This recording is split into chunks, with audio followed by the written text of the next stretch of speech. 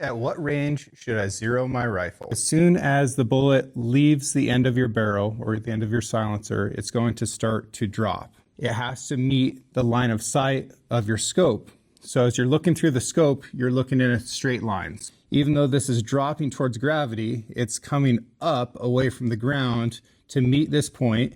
It goes above our line of sight and comes back through it.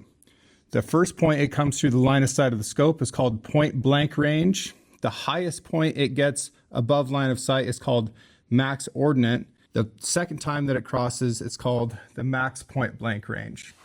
This is a 10-inch target. This is a good reference for the acceptable kill zone on, say, a white-tailed deer. So we want a sight-in range that keeps us within this 10 inches for the longest range possible.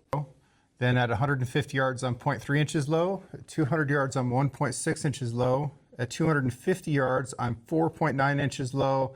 And at 300, 7.7. So at 250 yards, if I hold center, I'm hitting right here, right on bottom edge. So this is the maximum range that I can shoot using this point blank hold with a 100-yard zero.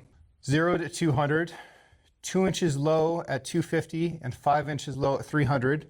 Puts us at bottom edge. Now we go to a 300-yard zero, and we're going to be dealing with a different side of the plate. So at 100 yards, we're 2.5 inches high. At 150 yards, we're 3.5 inches high. The same at 200 yards. So our max ordinate is going to be somewhere between 150 and 200, the highest point above that line of sight. At 250, we're 2.5 inches high. We're zeroed for 300. We actually don't hit our 5-inch low until 375 yards. So with that 300-yard zero, which is 2.5 inches high at 100, we're able to punch out all the way to 375 by just aiming at the middle of the kill zone, at the middle of the plate, and we're hitting it every time vertically. So get on your favorite ballistics app, input the data for the rifle that you're using, and figure out what is the range that you could be zeroed for, how high does that put you at 100 yards, and try that. This is for people who don't want to deal with reticles, they don't want to deal with dialing turrets, they want things as simple as possible, quick, fast. I'm going to aim right in the middle, and then if I hit a little bit high or a little bit low, I'm still within the acceptable margin for error. Is this the approach you'd like to take?